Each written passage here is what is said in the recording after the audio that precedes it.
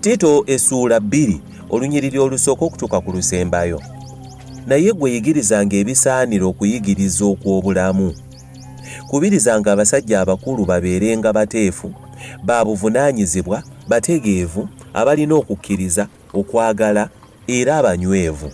Abakazi abakulu nabo bakubirizenga babeere n'empisa ezisaanira mu bantu, nga tebawaayiriza era nga si batamiivu, naye abayigiriza ebirungi, balyoke batendeka abakazi abato okwagalanga babba baabwe n'abaana baabwe, era babeerenga bategeevu, nga si benzi, abakola emirimu mu maka gaabwe, ab'ekisa era abagondera babbaabwe, ekigambo kya Katonda kiremenga okuvumibwa. N'abasajja abavubuka bakubirizenga okubeera abasobola okwefuga mu byonna. Mu bigambo byonna ggwe beera ekyokulabirako ekirungi mu bikolwa, ne mu kuyigiriza kwo ng'olaganga obugolokofu, obumalirivu, nga buli ky'oyogera tekiriiko kyakunenyezebwa, era atali ku lulwo alyoka akwatibwenga ensonyi nga talina kibi kyatwogerako.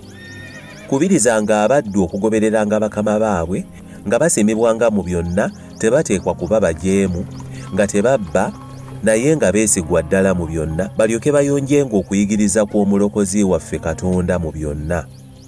Kubanga ekisa kya Katonda kirabise nga kireetera abantu bonna obulokozi, nga kitubuulirira okugaananga obutatya Katonda n'okwegomba okw'omu nsi, tulyoke tubeerenga abateefu, abatuukirivu era abatya Katonda mu nsi eno, nga tulindirira essuubi ery'omukisa n'okulabika kw'ekitiibwa kya Katonda omukulu era omulokozi waffe Yesu Kristo, eyeewaayo ku lwaffe alyoke atununule mu bujeemu bwonna era yeerongooseze eggwanga ery'envuma erinyiikirira ebikolwa ebirungi.